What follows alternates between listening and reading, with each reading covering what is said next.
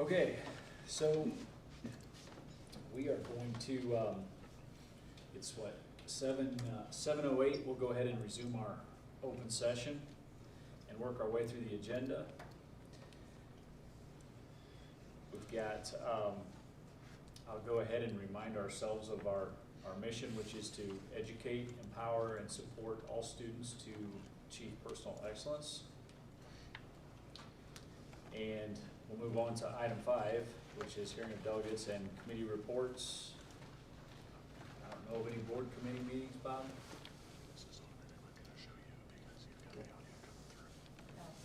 No. There were none? Okay. We'll go ahead and bypass our audience participation. Just if they wanted to, anybody in the audience wants to participate, they can email me at robert.bardwell@district140.org, and we'll give an opportunity. If I get something during the meeting, I'll let you know. We'll give an opportunity that time. Sure. Okay. Do I need to repeat that, or could everybody can hear that? I think they could hear it, yeah. Okay. Okay. We'll move on to the consent agenda, which are exhibits 2 through 13 that you have in your packet. All of the reports are the usual reports that we see. Exhibit 12 is to approve a resolution for the designation of accrued interest earned. And Exhibit 13 was to approve the IASB membership dues for school year 2021, which stayed the same. Anybody have any questions on the consent agenda before we approve it? If not, I'd take a motion to approve the consent agenda through Exhibit 13. I'll make that motion, Shannon. Okay? Got a second? A second. Sam? Julie? James, Yes. Alan, Yes. Ken, Yes. Kevin, Yes.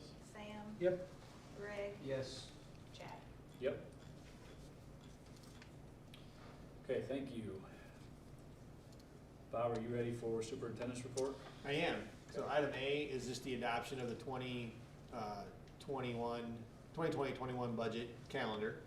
So you can kind of just see how we progress through that and formulating the budget, and all those dates meet the legal requirements that we need to have in order to get that approved. So it just kind of gives you from August 13th all the way through Monday, September 14th, when we approve that budget. So we will be doing the best we can to try to make some guesstimates on what our revenues are going to be this year, and have a budget, a tentative budget for you August 10th, and then a final one on September 14th.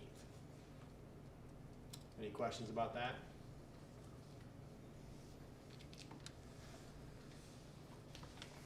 Okay, then we just need to Okay, so approve that. Yep, that Okay. recommended. Take a motion to approve the 2021 budget calendar. Make that motion, Shannon. Alan I'll second. and Greg seconds. Alan, Yes. Ken, Yes. Kevin, Yes. Sam, Yep. Greg, Yes. Chad, Yep. James. Yes. All right, motion carries. Secondly then is monthly board policy review. And Exhibit 14 just consists of policies 5125 through 5180. Any questions about those as you reviewed them?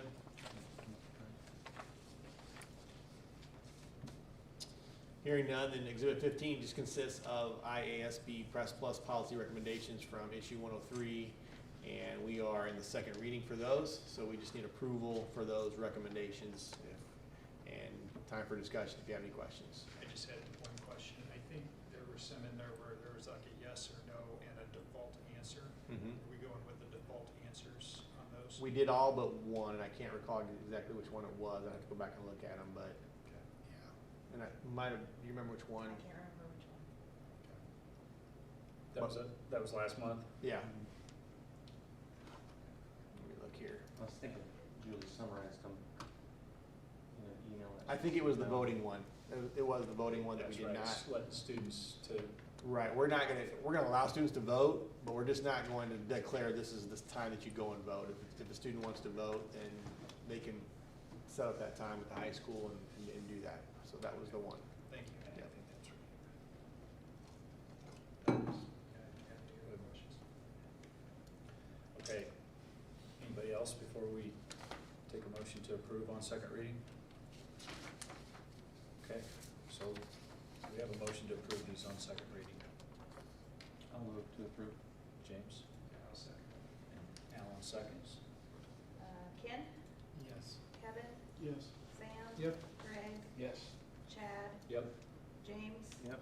Alan. Yes. Okay, motion carries. All So right. that's it for those? Yep. Okay. Item C then is the month-to-month financial comparison. It does reflect our amended budget that we are going to formally approve tonight. So you can see the updated figures there, and nothing looked out of the ordinary as far as what we have planned, and also in comparison to prior years. So I think it looked pretty good. Any questions about that?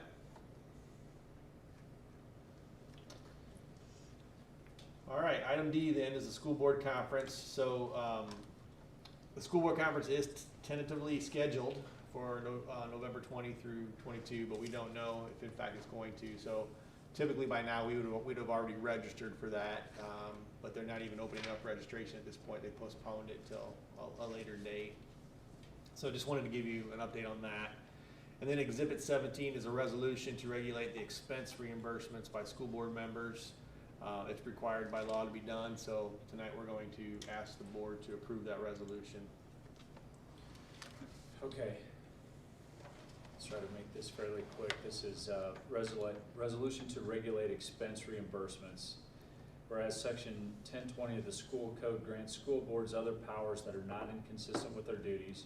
Whereas Section 10 of the Local Government Travel Expense Control Act provides that the school board shall by resolution regulate the reimbursement of all travel, meal, and lodging expenses of officers and employees, including but not limited to the types of official business for which travel, meal, and lodging expenses are allowed. 2, maximum allowable reimbursement for travel, meal, and lodging expenses. And 3, a standardized form for submission of travel, meal, and lodging expenses supported with minimum documentation. Whereas the board regulates the types of expenses that are allowed in board policies. Whereas based upon the school district's budget and other financial considerations, the superintendent has recommended to the board a maximum allowable reimbursement amount of $1,000 for board members and district staff for each event. Whereas the board requires submission of appropriate standardized expense forms supported with required written minimum documentation. Whereas submitted expenses that exceed the board's maximum allowable reimbursement amount may be approved by a roll call vote at an open meeting of the board when an emergency or other extraordinary circumstance exists. Whereas all board member expenses must be approved by a roll call vote at an open meeting of the board, therefore be it resolved that the board hereby defines and sets the types of allowable expenses through board policy. 2, sets the maximum allowable reimbursement for travel, meal, and lodging expenses to an amount not to exceed $1,000 for each event, effective June 8th, 2020, until the resolution is rescinded or replaced by the board. And 3, supersedes its previously adopted resolution to regulate expense reimbursements as of the effective date in paragraph 2 above.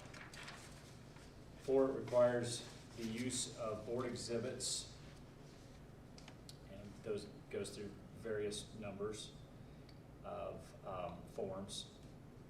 5, may approve expenses that exceed the board's maximum allowable reimbursement amount by a roll call vote in an open meeting when an emergency or other extraordinary circumstance exists. And lastly, it must approve its members' expenses by a roll call vote at an open meeting. So, Bob, you said you set this at $1,000 per person, Mhm. essentially, Mm-hmm. and that We typically don't come close to that amount. should easily cover us. Yeah, but yeah, it should be. I mean, really our major expenses is the board conference when we go, and then most of that though is not reimbursed. It's just, we try to pay for most of it ahead of time so that you guys aren't turning in a lot of receipts. And then any other PD that you go to, we try to pay again, we try to pay that ahead of time too, so you guys aren't having to be reimbursed, so. We try to stay away from reimbursements as much as possible, as it is, but this fulfills the requirement. Seems reasonable. Anybody have any questions on it? And this one supersedes the other one that we did because the law changed and the verbiage changed. We're having to do this again, or what's the? Yeah, just talking with Jay, he thought we should have a specific dollar amount in there, Jay Greening, so, our attorney, so, he recommended that, and districts set it all different levels, but I just looked at our past reimbursements and thought that would be plenty to cover what we needed, so. Okay, makes sense. Okay. We have a motion to approve that resolution. I'll make that motion. Ken? Kevin seconds. Julie? Kevin, Yes. Sam, Yep. Greg, Yes. Chad, Yep. James, Yes. Alan, Yes. Ken. Yes. Okay, motion carries. All right, thank you. I wanted to spend some time just talking about opening school for this coming fall. We have not been given any clear direction as to what any limitations might be, any requirements that we might have as far as social distancing. There's been a lot of recommendations through the CDC, things like that, but we haven't been given any kind of direction. I had another meeting with a group of superintendents on last Thursday. Everybody's making kind of high-level plans for 3 different scenarios of fully returning, back to online learning like we had before, and then some sort of blended type of thing, maybe some days on, some days at home. Those are the scenarios that we've been asked to do. We haven't gotten too much into the weeds on those plans just because we didn't want to waste a whole lot of time if, one of them doesn't come to fruition. In talking with all of you before, I know it's our desire that we open up on time, get back to school. So, in talking with Chad about this topic, we thought it might be good just to survey our parents, a very short survey, just to see where our community is, because that would also, I think, having that kind of feedback from them, if we get like 75 to 80% people are like, let's get back to school, that might give us more ammunition to question, to think about going our own way if we wanted to make some decisions locally. So I just wanted to have a dialogue with you guys tonight, just to kind of talk and hear your thoughts, and maybe even talk about what kind of questions do you want to have answered. But I thought we would, by next, if I got this done, put the survey together tomorrow, and got it out to, we could know, maybe just give it a week deadline, say we need this back, and that way we could have some pretty quick turnaround on what their feedback might be. But I wanted to keep it simple, but it's really more, to me, the question is, how important is it for us to get back, and under what circumstances would people feel comfortable? I mean, just full bore, we're coming back to this normal, or is there certain precautions that we need to take? I know that any kind of precautions that we take, mask wearing, social distancing, our teachers and our administrators will be policing that all the time. That will become something that we'll have to be dealing with. It'll be very difficult to keep 5-year-olds apart, let alone 18-year-olds, so anyway, it's just kind of what we're dealing with. And, obviously we're blessed to be in a part of the world that we don't have a lot of cases too. So, I mean, there's that part of it as well. When would you want the feedback from the community? Soon, the next week or Because two. the longer it goes, the more, the opinions could change too, as far as if some are reluctant now, just a couple more weeks of, hey, how's this going, could change how some feel, so. Yeah, I think, and we could also ask them again too later on as this goes on, but I just think currently, especially if we were getting ready to make a decision about how much effort do we want to put into saying, all right, we want local control, and we're going to make this decision because of what's going on. I had Dr. Fogo, he participated, again, one of the comments that he made, and a lot of doctors saying is that, they're not really worried about the kids because so far this really hasn't,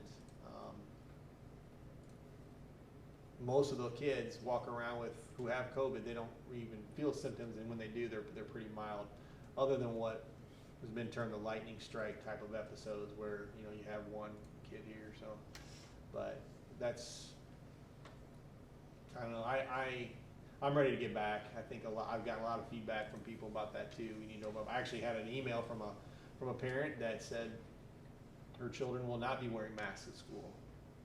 So we're gonna have to deal with those people who have that perspective, that they do not want their kids wearing masks for a variety of reasons. So how do you deal with those situations too? And you're gonna have the opposite.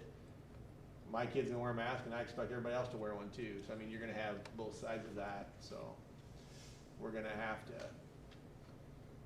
be unified as a board, I guess, and the administrative team and teachers, and kind of have our plan in place. But I just really want to know what kind of feedback you want me to get from the community, or what kind of questions do you want me to ask? The thing I like about surveying the community is what frustrates us is we really have nothing to react to. It's just, we don't know yet what is gonna be the protocol. And so I think our community's frustrated too, because they don't feel like they have a voice. So if we could survey them and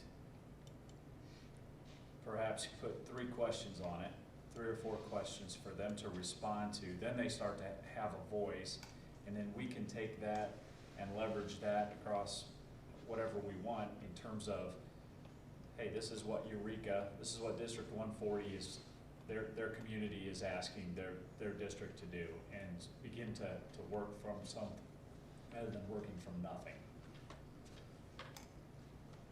So I don't think we want to get in the weeds on the survey. I mean, it needs to be pretty simple. Do you support coming back to school on August 12th or 14th or whatever that date is with a normal schedule? Yes or no? And then what other questions would you guys like to have them respond to that would be helpful to us? I think it'd be helpful to gauge the level of support for if we are in like option 2 where there has to be, are you okay with distancing, or are you okay with max? Are you okay with, potentially, I don't know what's all in the works, but no PE or no lunch together, whatever. And maybe that's getting too much in the weeds, but I guess what I was wanting to know is that question, if we have a large majority that want to come back as normal, does that give us then more,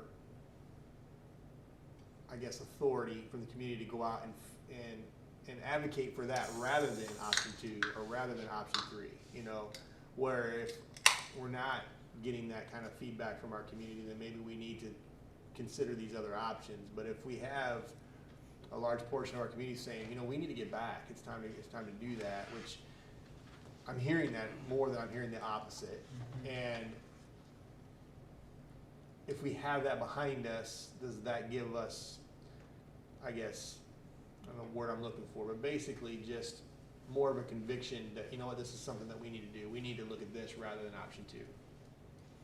Would we want to ask it in a way that says however we word it, if the State Board of Education does not promote going back to school, would you support the local school district going ahead with precautions in place as recommended by the local whatever? I mean, word it nicely. If I kind of get their feedback, are you willing to support our local school system to do what we think is best for the community, even if it could be against what the state recommendation is? Isn't that the heart of what we want to get from our community? Something like that. So that's a good question. The only thing I would say is by throwing the local health department or whatever into it, what if the local health department agrees with the state? No, and by local I mean we talked about this last time. Who is Well, it's basically local school our board, medical, basically. our medical Well, advice but that we're getting? you're saying, should your school board sort of supersede the state board? But what I'm asking you about is the local health officials. Yeah, and I would say we would explicitly say who those are. The local school nurse, whoever we're listening to, or Mhm. suggest that we listen to. I like that question. I think that's the second question right there. Okay. The first question is, do you support going back to school under normal? Do we need to define normal? Yeah, if we're gonna get Because I an don't think people open-ended. know what normal is anymore. Yeah, that's a good, I agree. The new normal. Stay away from We need to I'm explicitly state what it means. As if COVID never happened. Just say pre-COVID, Pre-COVID, yeah. maybe. I think the third question, so we got, do you support normal schedule? If you said no, maybe they could give us some feedback as to what it would take to support the normal schedule. I mean, just so that we know, like, if there's that, so the yeses we know, yes, they do support it, let's move on. If you said no, is there anything that would change is there any steps we could take to change your mind? Something like that. And then this other one, if the state board, something along that lines, that if our authorities say this, then do you support local decision making? Maybe we should say something like, since our governing authorities are divided over what is best for public education, do you support your local school board and administration to, like James said? Mhm. But I think I'd start it out, since our governing authorities are divided on what is best for continuing public education. Right. How much local control do we? Yeah, I mean, What so is there- set the stage. Yeah, so I mean, you wordsmith it, don't throw them under the bus. Sure. That's not what we're after. Right. But wordsmith it nicely. Yeah, I mean, we're getting mixed signals on what's supposedly safe and what's not, so, Yeah, And they're silent to. or no signals, Yeah. yeah. yeah. Well, how about I craft the survey based on those 3 questions that we currently have? I will send it out to you guys individually to give me your feedback on, and then I'll try to get it out with the goal of trying to getting this out Wednesday or Thursday. So if I get it out to you tomorrow afternoon at the latest, that gives you some time to look at it and then give me feedback with the hopes of getting it out maybe late Thursday afternoon to our parents.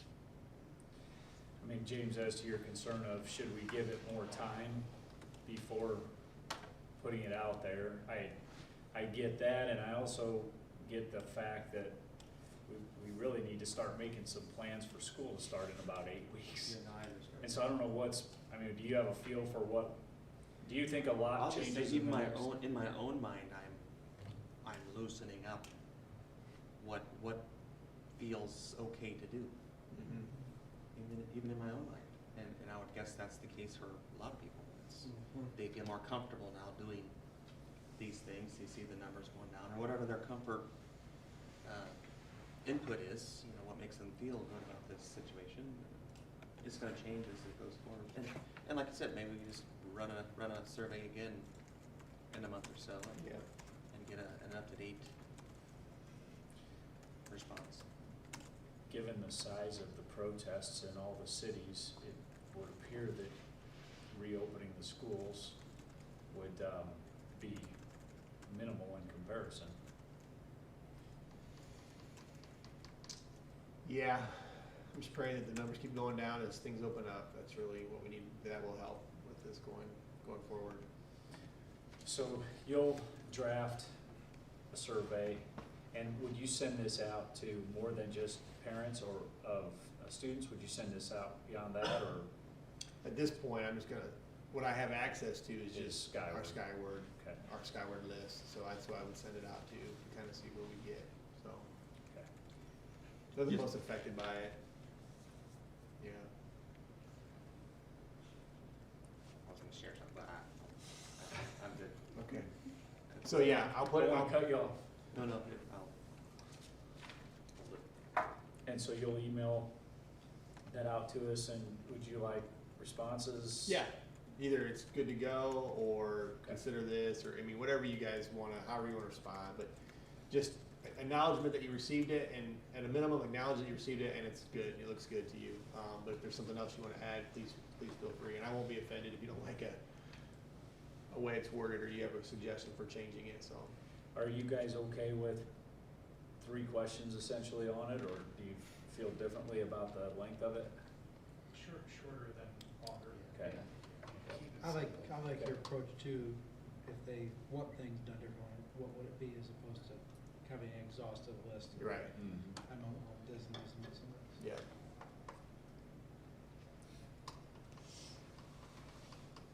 Good. Okay, thanks Okay, for thanks. your input. All right, Did you item wanna F. talk to about this return to play protocol for the Oh, yeah. IHSA? Yeah, I did. Thank you for reminding me.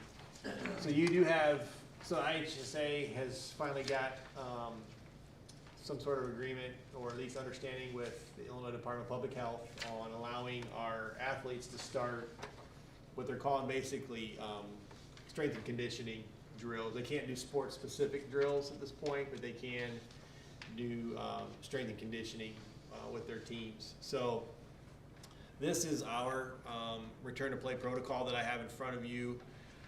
It basically just mimics the guidelines that we've been given by the IHSA. Jason Green's gonna have a meeting with our coaches tomorrow to kind of go over this document and just talk about our own protocols, how many kids can be in a group, how you're gonna clean the weight room if you're in there, just a responsibility, taking temperatures and things like that. But that just kind of shows you what we're gonna try. We're gonna start off with fall sports teams first, and then gradually work in the other ones if they wanna participate in that, but we just thought we'd get started with that. We'd like to start as early as Wednesday if we could, and just get going. Our coaches are chomping at the bit to start doing that, so. And I'd like to see our kids back in the building too. It just feels better when kids are here, you know, so. Anyway, I just wanted to, wanted you to see that. We've also been getting requests for outside groups to use our facilities, sports teams basically that want to participate. So after talking with Kirk and Jason about that, what basically we're going to require them to do is have their own health plan, their own play protocol. If they submit that to us, then we're going to give them the green light. It's mostly teams that are affiliated with our district in some way. In other words, their kids are in our community, so we're not going to just open this up to everybody, but it's going to be, and it's right now it's just our outside facilities too. It's just our basically our ball diamonds is what we're going to do. So I'm going to be honest, we're not going to police those groups. We're just going to make them. They're going to just commit, give us their word they're going to do these types of things, and then they'll work out a schedule for use of the facilities with Jason Green and Dusty. That's kind of how we're moving forward with allowing those groups to start participating and using our fields as well. So just as long as you guys don't have any objection, that's how we're gonna move forward with that. Was there any talk about having a district is not liable if somebody contracts COVID from being at a conditioning event, or? I don't know that that's even worth the paper it's written on, really. Number one, they're not gonna be able to say for sure where they got it. Contact tracing. I mean, It's yeah. not gonna come back to, Yeah, I mean, it's just not, there's no way. yeah, so we're not too concerned. I mean, what's the recourse, really? I mean, for them or us, you know, by doing that, so. At what point are they gonna allow them to start doing sport-specific That's a good question. drills? I mean, apparently they don't want them sharing the same ball, right? Right. So, I mean, at what point do we don't know?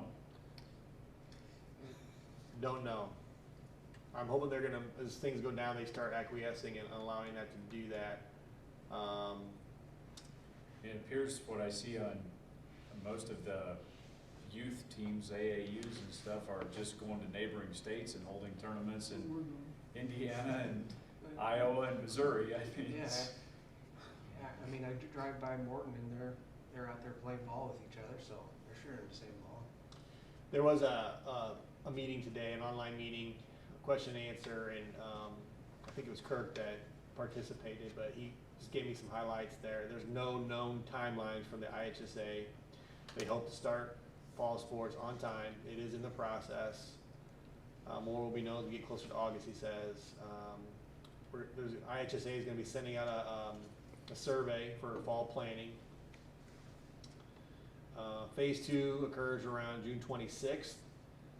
It could be done earlier if districts decide, so I'll need to learn more about what that means for us. He put in all caps, this is local control, they won't penalize or police how this is followed. So I'll meet with Kirk tomorrow and we'll kind of flesh that out, but I'm more inclined to move this ahead faster. If this is what he's saying, if we can move this ahead faster, then I'll be more inclined to probably go that direction. So, but I'll need to get more information before we know.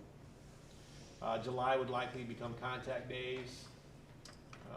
The IHSA board is going to discuss those scenarios next week. Camps could possibly occur in July. I think Camp I setting would might be 50 students with different inclined sections. to be on the front end of this, because if we're gonna do what's best for the student athletes, and it would probably be best if they have some time to start getting in shape and start practicing before their season's gonna start, if it's gonna start on time. Yeah. Yeah, that's a very loaded question about starting on time, because football starts real shortly. Yeah. Probably have a game, what, in late August? Yeah. No, Usually, it's- right? It's So, like middle of August, yeah, isn't it? Much I mean, time. When's our first game usually? August. Third week? Yeah, it's third or fourth week. we're Depends gonna on how, start Right. risking depends how the calendar falls. injury to some of these kids if they don't have a chance to start getting Well, some practice time. So based on that conversation, then we'll maybe put an aggressive plan to get back to normal faster, if we do have the control that they're talking. But I'll need to speak more with Kirk about what that means. Well, what's interesting is, wasn't the IHSA like nip and tuck on whether they were going to hold the basketball tournament at the Civic Center right up until the last minute, and now they're complete opposite end of the spectrum on when they're going to start ramping back up, so kind of mixed signals from them. Yeah, I think they would like to open up right now. I think they're following what the Illinois Department of Public Health is doing at this point, so. Just not to mention that football is probably their largest revenue stream, I would think so. so that'd be a big hurt if they don't have that, so.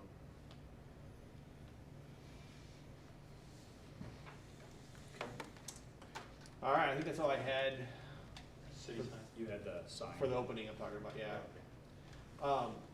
So yeah, then item F is, I think I shared with you guys maybe a month ago or 2 months ago that there's a welcome to Eureka sign that the city would like to use, put up on our property. Hey, Bob, one thing I did want to ask you, sorry, Sure. on the opening. Do you want to, what kind of communication have you had with teachers and staff as far as opening? Just that we are, basically what I left them with is that we have every intention to try and open up. That's our goal. We had about 70% of our staff was pretty adamant about wanting to come back. Had some that had some concerns. So as far as the teaching staff goes, we got pretty good feedback that they would like for us to come back as well. But that was even back before we know what we know now. So we might even have more people who are more comfortable with that. But basically, I just said I would keep them posted as we know some things, but it is our desire, strong desire, to come back in the fall. That's kind of how I left it with them. Yeah. Okay, sorry to interrupt you. That's okay. So Exhibit 18 just shows drawings of proposed Welcome to Eureka sign. The city of Eureka has asked us to consider putting that sign, and they gave us, they staked out 2 different locations, and that's what that diagram showed that I put in your packet. So just kind of shows them where it is. So I just want to, my personal opinion is I think that we should allow them to do that. I think it's if you had, out at Sam Lehman, they put a very similar sign out there. It looks really nice out there on their property. Aesthetically, it looks pretty pleasing. So, anyway, I'm totally fine with that. I think the decision is just which of those two locations looks best. So I think I would get some input from Building and Grounds, and then obviously Kelly Nichols as well. I haven't asked him about it yet, but either location would be.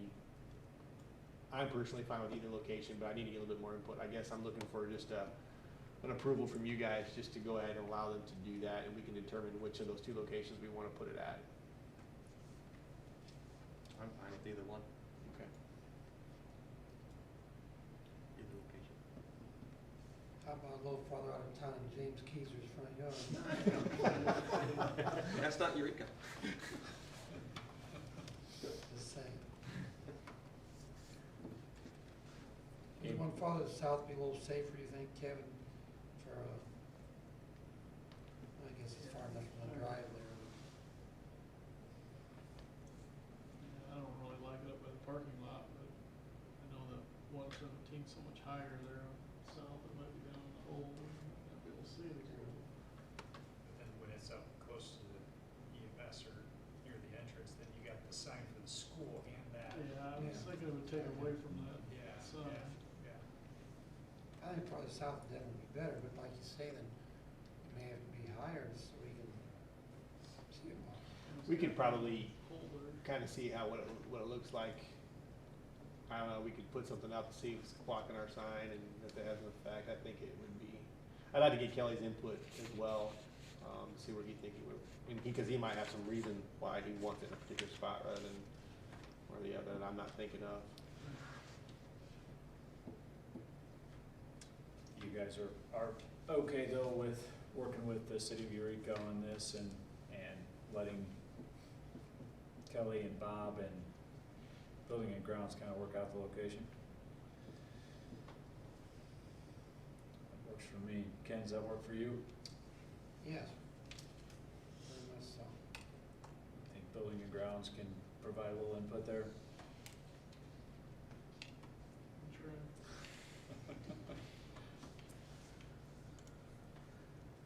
Chad, I think we should be kind and work with the city. And it'd be nice to have a nice sign coming to town. The city certainly hasn't been as kind to work with us in the last years with building projects, parking lots. They've been kind of tough to deal with. So this would be a good gesture on our end to work with them. Yeah, this may be a good opportunity to have some dialogue with them about it.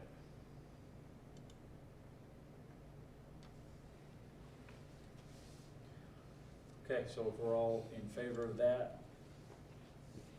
we need a recommendation to approve it. We need a motion to approve it, sorry. I'll make that motion. Ken? I'll second. Greg? Kevin, Yes. Sam, Yep. Greg, Yes. Chad, Yep. James. Yes. Alan, Yes. Ken. Yes. All right, motion carries, Bob, so you can start working through those details. Yep. Anything else for your report? I think that's it. Thanks for your help. Okay, we'll move on to item 8 to approve the 2021 schedule of regular board meetings and CAC meetings. So Exhibit 19 has those dates. Does anybody have any questions on anything before we approve them? Cut and dried. Take a motion to approve them unless there's questions. Alan? I'll second. Kevin? Sam, Yep. Greg, Yes. Chad, Yep. James. Yes. Alan, Yes. Ken, Yes. Kevin. Yes. Okay, motion carries. Exhibit 20 is the amended budget that was presented last month. Bob or Andy, is there anything that we need to be updated on? Nope, just that we had an extra month and we forgot to put it on the agenda. We approved it, but because it wasn't officially on the agenda, we thought we should put it on. And so we're just asking you to approve the budget that we approved on the second reading last. Gave you an extra 30 days to amend it again, but you Yeah, didn't we take decided to keep it that advantage. way. Just, maybe we ought to just amend the budget every month. Yeah. That's about what it takes. We informally anymore. do that all the time, so. So this is just a formality, so, do we have a motion to approve the budget as presented last month? I'll make the motion. I'll second that. Sam and Alan, do it? Greg, Yes. Chad, Yep. James. Yes. Alan, Yes. Ken, Yes. Kevin, Yes. Sam. Yep. All right, motion carries. Okay, so item number 10 is a resolution to appoint two of our board members to the WIXI governing board. So Exhibit 21 is a resolution that you have in your packet, and I will go ahead and read this, that we'll appoint Greg and Kevin as our, actually as our representative, and Kevin as our alternate. So, whereas the Board of Education of District 140 is a member of the Woodford County Special Education Association, and whereas the governing board of WIXI is made up of elected members of the Board of Education of each member district, whereas it is incumbent upon the Board of Education to appoint a member of the Board of Education to serve as a representative of the WIXI governing board, and whereas it is further incumbent on the Board of Education to appoint a member of the Board of Ed to serve as an alternate representative of the WIXI governing board, therefore be it resolved by the Board of Education of Congregate Eureka Goodfield 140 as follows. The recitals set forth above are found to be true and correct. The Board of Education hereby appoints Board Member Greg Post to serve as the Congregate Eureka Goodfield 140 representative to the WIXI governing board for the 2021 school year. The Board of Ed hereby appoints Board Member Kevin Wiegand to serve as the Congregate Eureka Goodfield number 140 alternate representative to the WIXI governing board for the 2021 school year. The appointed board member shall represent Congregate Eureka Goodfield 140 at all WIXI governing board meetings and shall report to the Board of Education any updates of the governing board as he or she deems necessary or prudent, provided however that if the appointed board member is unavailable or absent, then the alternate representative shall act in his or her place. This resolution shall be in full force and effect after its passage. Thanks to Greg and Kevin for being willing to represent us on that board. Appreciate it.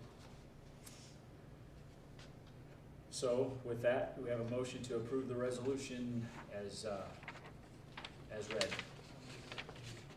Ken? I'll second. Alan seconds. Okay, Chad, Yep. James. Yes.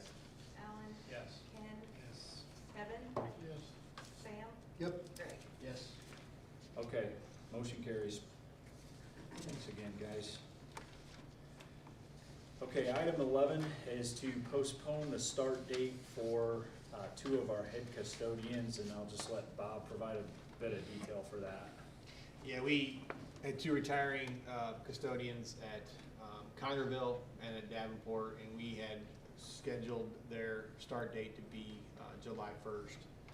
But because of our early start to the summer and getting a head start on some of our buildings, we don't really need them to start that early.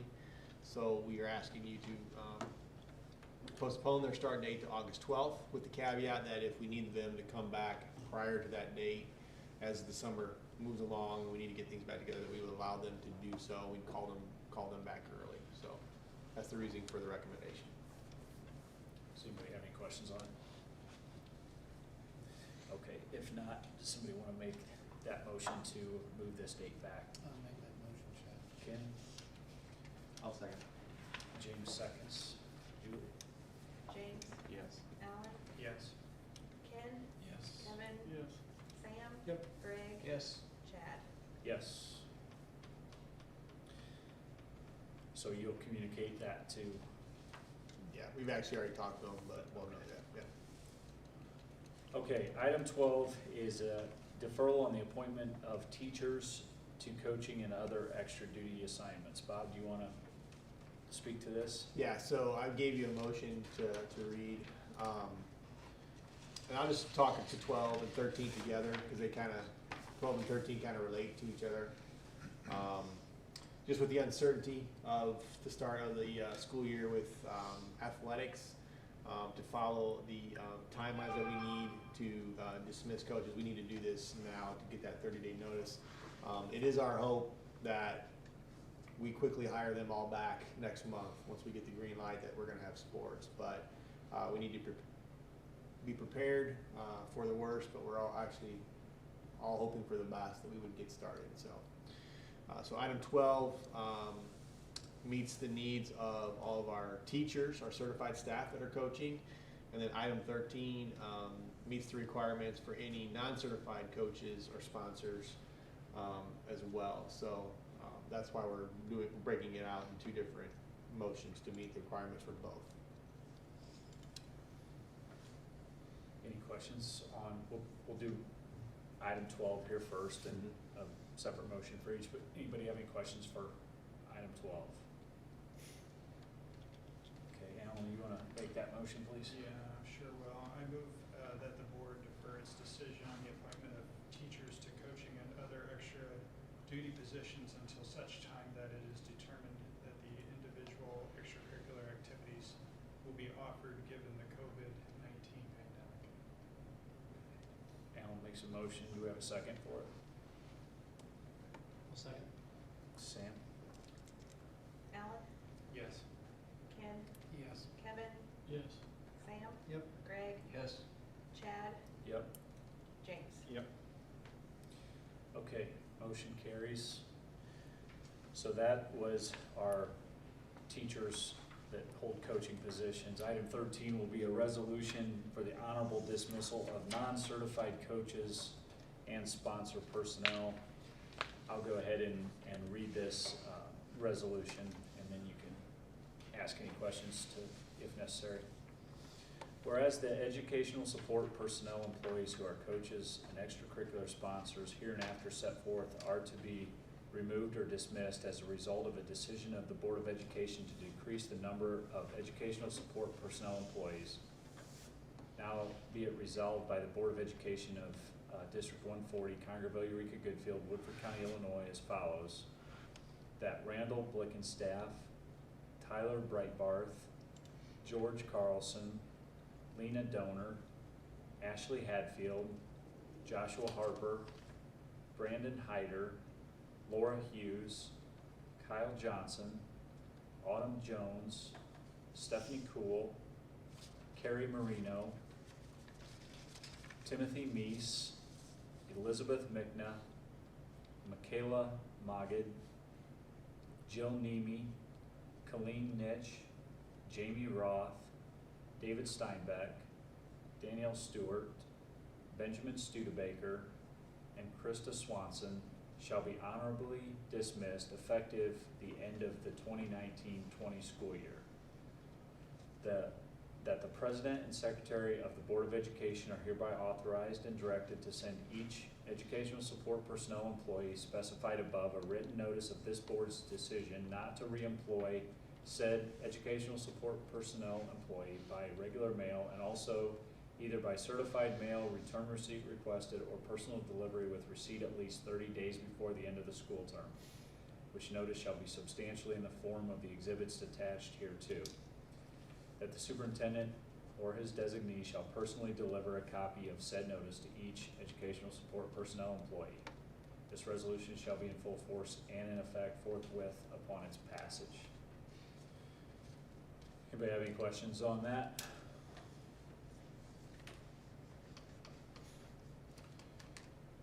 Okay, so we need a motion to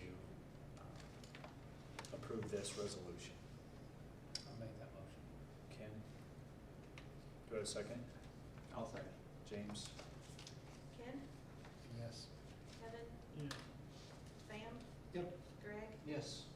Chad, Yep. James, Yes. Alan. Yes. Okay, the motion carries. So we'll communicate that to each of them then, Bob? Yep. Okay. Okay, coming to the end of the agenda here, item 14 is information. We did not have anybody email any questions or comments, so. We did not? Did not. Okay. Did we have any action other than the closed minutes? No. That was it.